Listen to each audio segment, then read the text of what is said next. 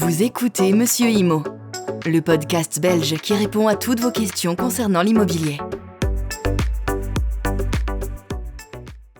Bonjour et bienvenue dans cet épisode où nous allons décortiquer les deux acteurs essentiels qui valident la performance énergétique des bâtiments, le PEB en Belgique.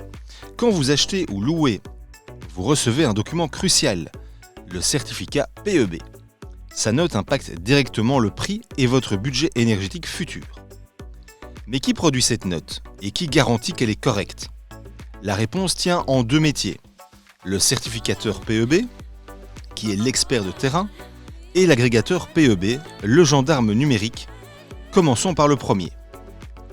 Le certificateur PEB est un professionnel indépendant et agréé par sa région, Wallonie, Bruxelles ou Flandre. C'est l'œil humain qui vient chez vous. Il a suivi une formation rigoureuse et doit connaître sur le bout des doigts le protocole de certification. Son rôle est de collecter les données. Il inspecte tout. L'épaisseur de l'isolation du toit, des murs, les châssis, l'ancienneté de la chaudière. Il doit prouver ses dires. S'il n'y a pas de facture de travaux, il doit faire des suppositions basées sur l'année de construction, ce qui pénalise souvent le score. Une fois toutes les mesures prises, c'est lui qui encode ces données dans un logiciel spécifique. Ce logiciel n'est autre que la plateforme de l'agrégateur PEB. C'est là que son travail s'arrête et que le contrôle commence. L'agrégateur PEB, donc le gendarme numérique. L'agrégateur PEB est la plateforme informatique centrale gérée par l'administration. Son rôle est de valider ou de bloquer le travail du certificateur. C'est l'assurance qualité du système. Il va contrôler la cohérence. Le système vérifie les incohérences. Par exemple, si le certificateur encode une chaudière flambant neuve mais un très mauvais score d'isolation pour une maison récente, l'agrégateur peut mettre le certificat en attente. Il force l'expert à justifier ou à corriger ces données, garantissant ainsi l'uniformité des scores et protégeant le marché contre les erreurs. Délivrance du numéro unique. S'il n'y a pas d'erreur, l'agrégateur est la seule entité à pouvoir attribuer le numéro de certificat unique.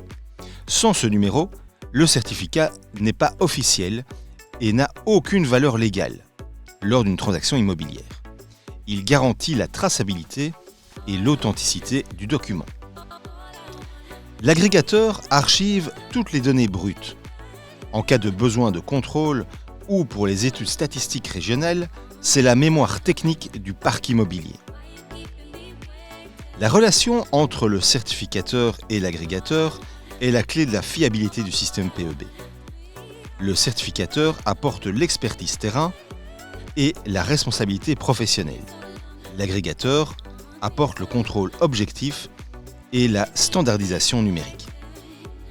En dissociant l'acte d'inspection, fait par l'humain, et l'acte de validation, fait par la machine, les autorités belges s'assurent que la note finale PEB est à la fois précise et incontestable.